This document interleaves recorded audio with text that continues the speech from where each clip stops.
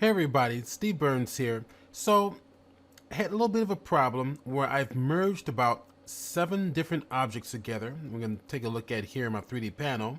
I have about 2, 4, 6, and then the number 7 is right down here. It's called disk. And if I target each one of these, you can see each of the objects being selected. So, the idea was I was going to build some type of a city landscape scene or a cityscape scene, all done in 3D in Photoshop. But the problem is when I merge them together, all of a sudden I can see in my panel two lights, two infinite lights, 1 and 2. But in the scene, actually, and it's also invisible, I've got about, look, a whole bunch of different lights. That's 3 here, 6, 9, 10, 12, actually 15 lights. And although they show up here around this perimeter of the desktop, I've got only 2 lights showing here in my panel. Visually, we can see the consequence of about 12 different light sources. It's just completely blown out.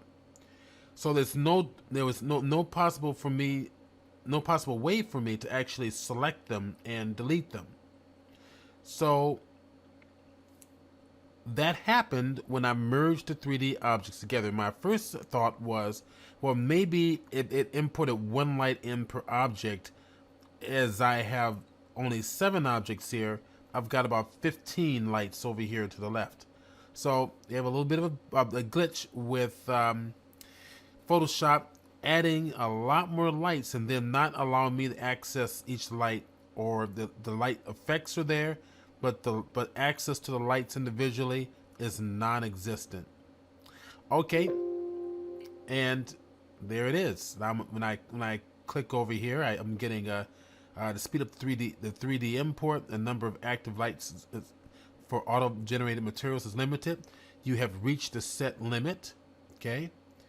And if I go to 3D preferences, my set limit is 8. Okay, I've surpassed 8. So very interesting. Okay, I thought I would pass it on. I'm going to already place this in as a bug. So comments would be, solutions for this would be greatly appreciated, because I'm starting to work with 3D natively more in Photoshop, and I want to start merging multiple objects together. And those multiple objects can exceed up to maybe 20 or 30 different objects to create a single concept. Okay, Steve Burns signing off.